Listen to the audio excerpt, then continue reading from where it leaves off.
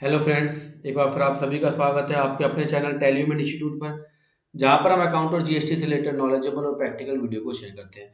So guys, आज का जो वीडियो है वो बेसिकली ऑनलाइन प्लेटफॉर्म जैसे कि Flipkart, Amazon, Snapdeal, Meesho, Paytm, इन प्लेटफॉर्म्स पे जो ऑनलाइन जो गुड्स को सेल करते हैं उनके लिए बहुत इंपॉर्टेंट नोटिस है, उनको सावधान हो जाना चाहिए अब, बिकॉज अब जीएसटी के नोटिस आना स्टार्ट हो गए हैं। तो सर क्या है सारा माजरा, लाइव आपको डेमो दिखाऊंगा मैं नोटिस का और उसके बारे में कुछ आपको पॉइंट्स ही बताऊंगा। तो सर वीडियो में बना रहिएगा, वीडियो अच्छा लगता तो प्लीज़ कमेंट आप जरूर करिएगा।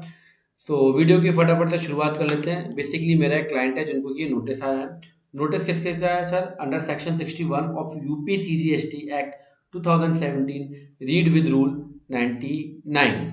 ठीक है, financial year 21-22, notice for intimating discrepancies in the return after scrutiny. मतलब वो कह रहा है भैया आपने जो जीएसटीआर 3B में डाटा दिखाया है, ये पूरा जो यहाँ पे वर्डिंग लिखी है उसका मतलब क्या लिखा रहा है सर, कि आपने जो जीएसटीआर 3B में जो डाटा दिखाया और जो ई कॉमर्स प्लेटफॉर्म पे जो आपने गुड्स को सेल करा है, उस ई कॉमर्स ऑपरेटर ने जो अपनी टीसीएस की रिटर्न में डाटा दिखाया है, उन डाटा में कुछ डिस्क्रिपेंसीज, कुछ मिसमैचेस हैं। तो बहुत ही इंटरेस्टिंग सा नोटिस है, आपको भी देख के शॉक होंगे कि आप आजकल जीएसटी में नोटिस लव लेटर आना आम सी बात हो गई है। जैसे कि अब 2017 से लेके अभी तक के जीएसटीआर 3B के लेट फीस के, जीएसटीआर 1 के लेट फीस के नोटिस आना अब स्टार्ट हो गए हैं धीरे धीरे। मैंने इसलिए शेयर नहीं करा बिकॉज ऑलरेडी आपके पास ये रिपोर्ट आ चुकी होगी। आज का नोटिस भी बड़ा इंटरेस्टिंग है कुछ भी नहीं, कोई कमी कमी नहीं है हमारे क्लाइंट की। मैं आपको पूरा यहाँ पे अभी दिखाऊंगा, आपको भी इस तरीके से थोड़ा सा सावधान रहना है। नोटिस का कहना यह है कि ऑनलाइन पोर्टल द्वारा प्राप्त सूचना, मतलब e commerce operator, online portal द्वारा मतलब ई कॉमर्स ऑपरेटर द्वारा प्राप्त सूचना एवं आपके द्वारा, मतलब जो हमने जो रिटर्न फाइल की है कौन सी, जीएसटीआर 3B, इन दोनों के बीच में कुछ अंतर पाया गया है। ऑनलाइन प्लेटफॉर्म द्वारा प्राप्त सूचना में आप द्वारा संगत अवधि के सापेक्ष दाखिल जीएसटीआर 3B रिटर्न एवं जिन संस्थाओं से आप द्वारा व्यापारिक समव्यवहार किया गया है, मतलब जहां पे हमने अपने गुड्स को सेल करा है, मतलब ई कॉमर्स प्लेटफॉर्म पे जो हमने गुड्स को सेल करा है, उनको अपनी जीएसटीआर 8 फाइल करनी होती है। क्या फाइल करनी होती है सर? जीएसटीआर 8 फाइल करनी होती है, जिसमें वो जीएसटी वाले टीसीएस को कलेक्ट करते हैं। कौन से टीसीएस को? जीएसटी वाले। एक जीएसटी वाला टीसीएस होता है, एक इनकम टैक्स वाला होता है, ठीक है, एक इनडायरेक्ट वाला और एक डायरेक्ट वाला।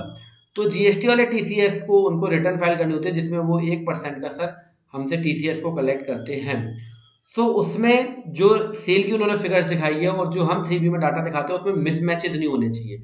ये आप बिल्कुल नोट कर लें कि आप जो अपना जीएसटीआर 3B में सेल दिखाते हो और जो आपका ई कॉमर्स ऑपरेटर जो है वो अपने टीसीएस में सेल दिखाता है, वो आपके जीएसटी पोर्टल पर डाटा सारा आ जाता है।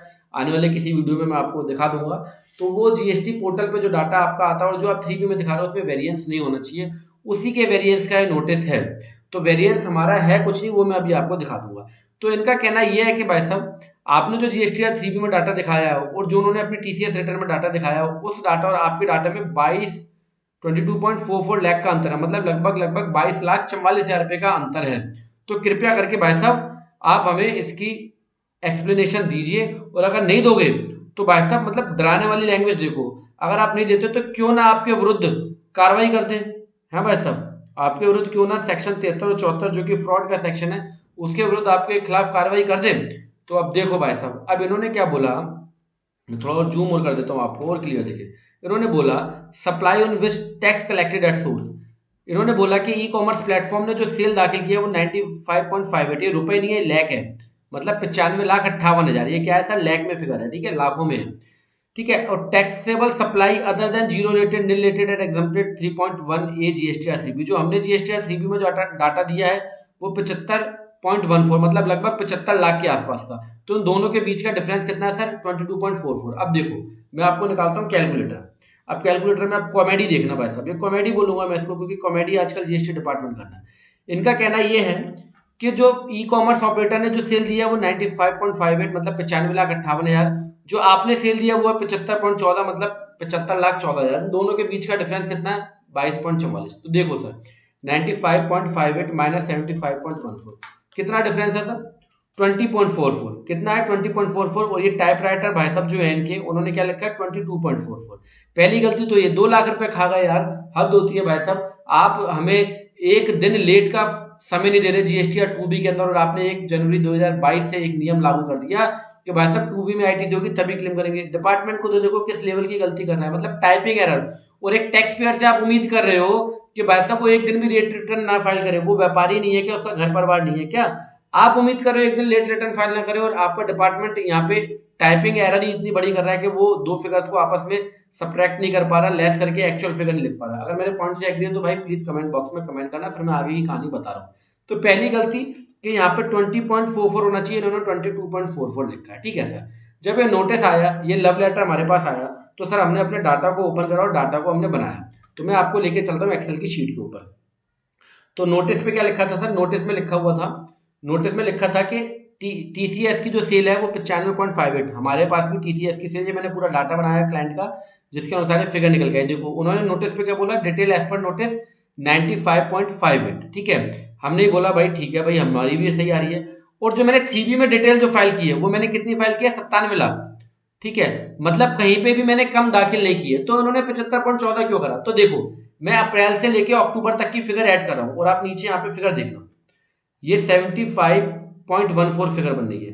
कितनी है? 75,14,000। मतलब तुम नोटिस भेज रहे हो नवंबर तक की सेल का टीसीएस का, और जो हमारी सेल कंसीडर कर रहे हो वो अक्टूबर तक की कर रहे हो, और वो फिगर यहाँ पे लिख के व्यापारी को डराने की कोशिश करो, और वो भी ढंग से नहीं डरा पा रहे।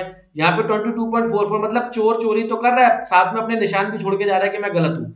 मतलब 22.44 होना चाहिए, वहां पे 20.44 होना चाहिए, उन्होंने 22.44 लिखा।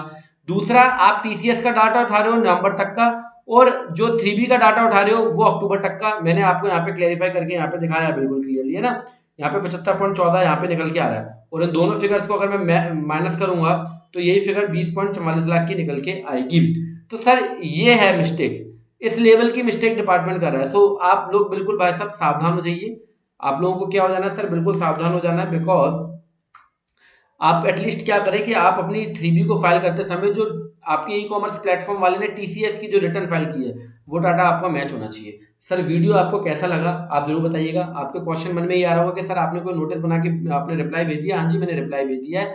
ASMT 10 के अंदर ये ऑनलाइन नोटिस आते हैं, मैंने आपको पहले भी ASMT 10 के रिगार्डिंग वीडियोस दिए हुए हैं। सो ये वही नोटिस सर आया, ऑनलाइन रिप्लाई मैंने भेज दिया, और अभी तक डिपार्टमेंट का इसके रिगार्डिंग कोई भी जवाब नहीं है। सो ये वीडियो देखने के लिए आपका बहुत बहुत धन्यवाद। Thank you.